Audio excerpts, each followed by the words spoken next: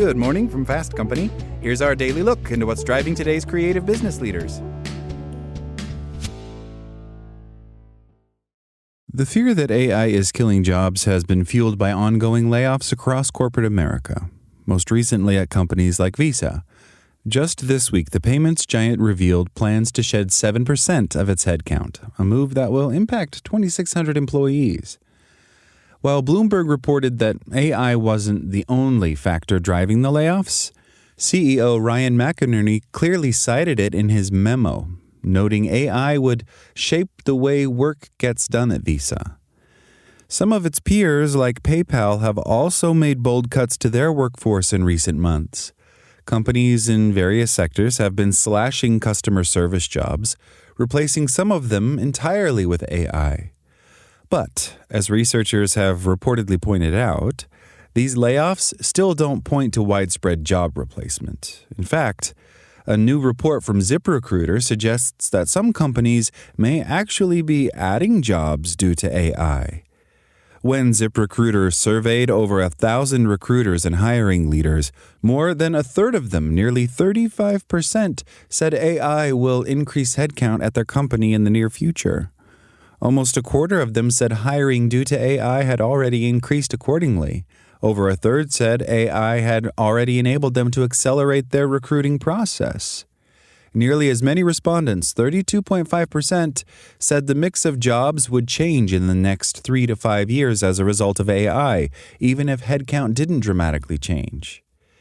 By comparison, the number of people who said they were actively hiring less due to AI was far smaller, at 16%, and only 14.4% said they had plans to decrease headcount in the coming years.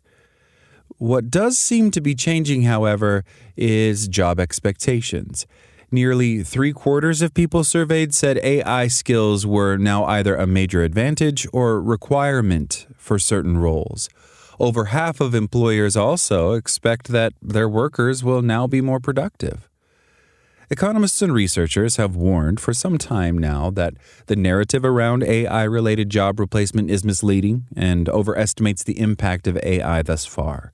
Even AI leaders like Sam Altman are now backing away from their assertions that the technology would eliminate jobs en masse.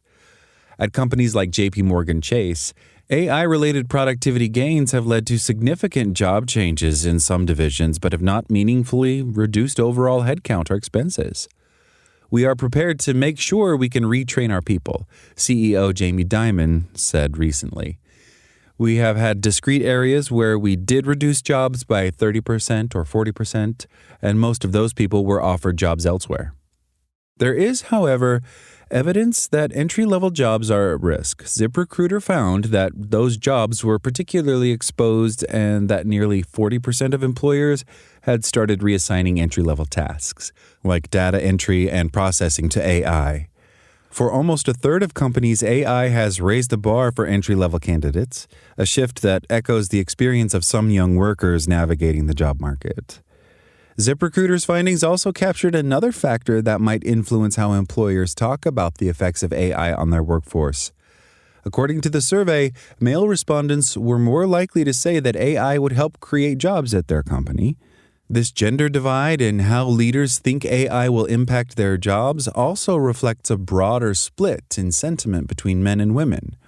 On the whole, women tend to be more skeptical of AI or worry about how it might impact them. And given they dominate some of the sectors that are most exposed to AI, it's not hard to imagine why. That's all today from Fast Company.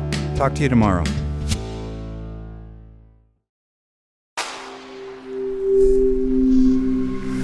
Spoken Layer.